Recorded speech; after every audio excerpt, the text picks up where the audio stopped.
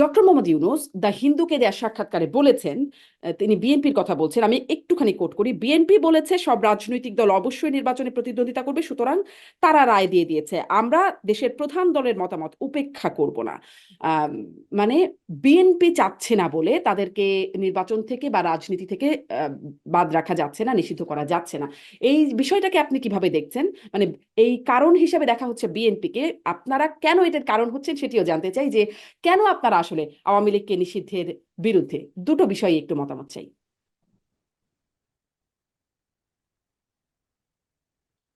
আমি আপনাকে শুনতে পাচ্ছি না জনাব প্রিন্স, আপনি কি মিউট হয়ে আছেন? ধন্যবাদ আজকে আমাকে এখানে আমন্ত্রণ জানানোর জন্য। একই সাথে আহ, যারা এই টপিকটি দেখছেন তাদেরকে শুভেচ্ছা জানাচ্ছি। আসলে আপনি যেটা বলেছেন যে বিএনপি আওয়ামী লীগকে কেন নিষিদ্ধ করতে চায় না সেই প্রশ্নটি আপনি তুলেছেন। আমরা বলেছি যে বিএনপি একটি রাজনৈতিক দল। বিএনপি আওয়ামী লীগকে নিষিদ্ধ করার কে? আওয়ামী লীগ গণহত্যার দায়ে তারা অভিযুক্ত, গণতন্ত্র হত্যার দায়ে তারা অভিযুক্ত।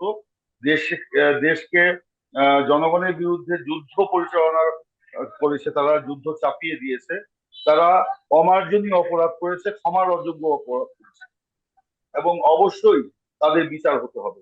কিন্তু একটা রাজনৈতিক দল আরেকটা রাজনৈতিক দলকে কিন্তু নিষিদ্ধ করতে পারে না। জি। এটা না, জনাব জনগণের ইমরান উপরই সালে ছেড়ে প্রিন্স, দেওয়া উচিত। একটু আসলে বিএনপি তো নিষিদ্ধ করবে না, নিষিদ্ধ করার প্রক্রিয়াটা হয়তো সরকারের মধ্য দিয়ে বা আইনগতভাবে যেভাবে যাবার কথা সেভাবে যাবে, কিন্তু বিএনপির আপত্তিতে নিষিদ্ধ করার প্রক্রিয়াটা করা যাচ্ছে না বা হচ্ছে না, না। আমরা যেটি আমরা যেটি যেটি কোনো উপদেষ্টা আসিফ মাহমুদও বলেছেন, তিনি বলেছেন আওয়ামী লীগকে নিষিদ্ধের কথা বলে রাজনৈতিক দলগুলোর বাধা দেওয়ার চেষ্টা করছে, আর ডক্টর ইউনূস তো সরাসরি বিএনপির কথাই বলেছেন। না, এটা সঠিক নয়। এখানে যেরকম আজকেই আমাদের মহাসচিব মির্জা ফখরুল ইসলাম আলমগীর তিনি ফেনীতে বলেছেন যে যেভাবে বিএনপি প্রসঙ্গটি এসেছে সেটা সঠিক নয়। বিএনপি কাউকে নির্বাচনে আনা বা না আনার ব্যাপারে কোনো মতামত ব্যক্ত করেনি। আমরা যেটা করেছি, আমরা বলেছি যে এই গণহত্যার দায়ে অভিযুক্ত আওয়ামী লীগের বিচার এদেশের জনগণ করবে, এবং আইনের মধ্য দিয়েই তার নিষ্পত্তি হওয়া উচিত বলে আমরা মনে করি।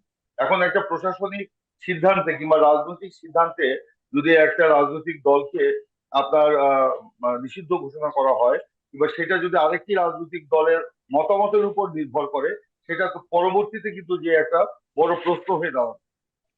সে কারণেই আমরা বলেছি এটা জনগণের উপরেই ছেড়ে দেওয়া উচিত। কিন্তু আমরা এই আওয়ামী লীগকে নির্বাচনে আনা বা না আনা, আওয়ামী লীগকে নিয়ে নির্বাচন, এরকম কোনো বক্তব্য বিএনপির পক্ষ থেকে দেওয়া হয় নাই, যেটি আজকে ফেনীতে বিএনপির মহাসচিব মির্জা ফখরুল ইসলাম আলমগীর স্পষ্ট করেছে। জি, মানে জনগণের উপর ছেড়ে দেওয়া, কিন্তু এই বিষয়টা ছাত্ররা খুবই মানে সরাসরি ইন্টারপ্রেট করছে, বা তারা আসলে কোনো ঝাপসা বা অস্পষ্টতা তাদের মধ্যে নাই। তারা বলছে যে আওয়ামী লীগকে নিষিদ্ধের কথা বলে রাজনৈতিক দলগুলো বাধা দেবার চেষ্টা করছে, এবং মানে না, আমরা এই আমরা বিষয়ে শুধু আমরা যেটা বলেছি যে অবশ্যই তবে তার আগে অবশ্যই বিচার হতে হবে। এই গণহত্যার দায়ে অবশ্যই তাদের বিচার হতে হবে। আপনার জানেন, আমরা কিছুদিন আগেই শুনেছিলাম এই যে আন্তর্জাতিক অপরাধ আদালতের যে আইনটি রয়েছে, আন্তর্জাতিক অপরাধের যে আইনটা রয়েছে, সেই আইনের মধ্যেও কিন্তু কিছু ফাঁক ফোকর ছিল। আমরা শুনেছিলাম সরকার সে ফাঁক ফোকর গুলো বন্ধ করা এবং আইনটাকে আরো যুগোপযোগী করা, কিংবা আরো বিভিন্ন বিষয়গুলো এখানে অন্তর্ভুক্ত করছিল। আমরা কিন্তু সেটাকে সমর্থন করছিলাম। কিন্তু আজকে আমরা দেখলাম উপদেষ্টা পরিষদের যে বৈঠক, সে বৈঠকে আপনার সে আইনের ওই বিধানটি, মানে কোন সংগঠনের বিরুদ্ধে ব্যবস্থা নেওয়ার যে বিধান, সেটা কিন্তু বাতিল করা বা সেটাকে গ্রহণ করা হয়নি। তাহলে সেটাও কি বিএনপি বলে দিয়েছিল এটা গ্রহণ করা যাবে না? এর আগে তো আমাদের দলের পক্ষ থেকে আমাদের দলের স্থায়ী কমিটির সদস্য ডক্টর সালাউদ্দিন আহমেদ তিনি কিন্তু বলেছিলেন যে আমরা দেখতে পাচ্ছি যে আইন হচ্ছে, তো সেই আইনে এটা যুক্ত হতে পারে, বিচার হতে পারে। কিন্তু সেই যে আইনের ওই বিধান, আইনের মধ্যে ওই বিধানটা যে বাতিল করা হলো, তো সেটাও কি বিএনপি বলে দিয়েছিল? বিএনপি তো এরকম কোনো কথা বলেনি। জি, তাহলে একটা সরাসরি প্রশ্ন করি সৈয়দ ইমরান সালে প্রিন্স, যদি ধরুন এটা একদমই হাইপোথেটিক্যাল প্রশ্ন, সরকার যদি এখন আওয়ামী লীগকে নিষিদ্ধ করার একটা প্রক্রিয়া শুরু করে, বা যেমনটি আমরা ছাত্রলীগকে দেখেছি নিষিদ্ধ করা হয়েছে, সেভাবে যদি শুরু করে এবং সে যদি মতামত চায়, বিএনপি আসলে কি মত দেবে?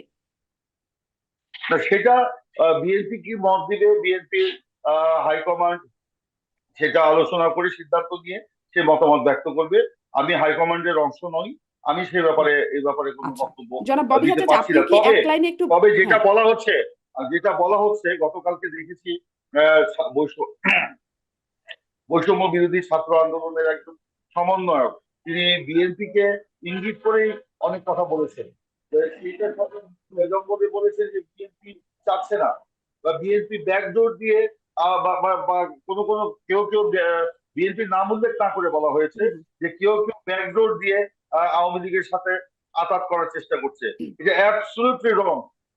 বিএনপি যদি আওয়ামী লীগের সাথে আঘাতই করতো, হুম, তাহলে বেগম খালেদা জিয়া সেই মানে মিথ্যা মামলায় ফরমায়েশি রায় দিয়ে 25 মাস তিনি জেলে আটক থাকতেন না, তার জামিনের অধিকার কেড়ে নেওয়া হতো না, তারেক রহমান নির্বাসন জীবনযাপন করতেন না, বিএনপির 60 লক্ষ নেতা কর্মীর বিরুদ্ধে মিথ্যা মামলা হতো না।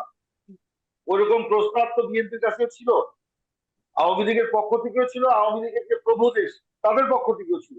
তো আমরা তো সেই প্রস্তাবে রাজি হই নাই। আমরা তো গণতন্ত্রের প্রশ্নে, দেশের জনগণের অধিকারের প্রশ্নে এবং নীতি নৈতিকতার প্রশ্নে আমরা বলেছি আওয়ামী লীগকে আগে পদত্যাগ করতে হবে সরকার জি, থেকে, জি, জনাব তারপরে আমরা নির্বাচনে যাব।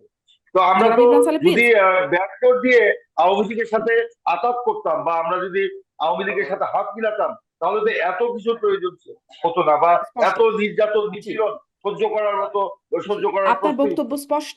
ছাত্ররা বা হাসনাত আব্দুল্লাহ যেটি আসলে বলছেন, তিনি তো আহ, আগে আতাত করেছেন এই অভিযোগটি করছেন না, বলছেন এই সময় আপনারা আতাত করছেন। আবার নিশ্চয়ই একটু এই প্রসঙ্গটিতে বলবেন। ববি হাজাজের কাছ থেকে আমি আগে একটু আগে এক লাইনে আঘাত একটু যখন শুনে নেই, করি নাই, আসি আমি বর্তমানে আঘাত করার প্রশ্নই ওঠে না। কারণ আওয়ামী আচ্ছা, লীগের সমস্ত শরীরে, শেখ হাসিনার সমস্ত শরীরে রক্তের দাগ, লাশের গন্ধ তার জি, শরীরে। মানে তো আপনি ওদের পুরোপুরি সাথে তো আঘাত বিষয়টিকে করার কোনো প্রয়োজনই হয় না। অস্বীকার করছেন, মানে এটার কোনো প্রশ্নই ওঠে না, আপনি স্পষ্ট করেছেন।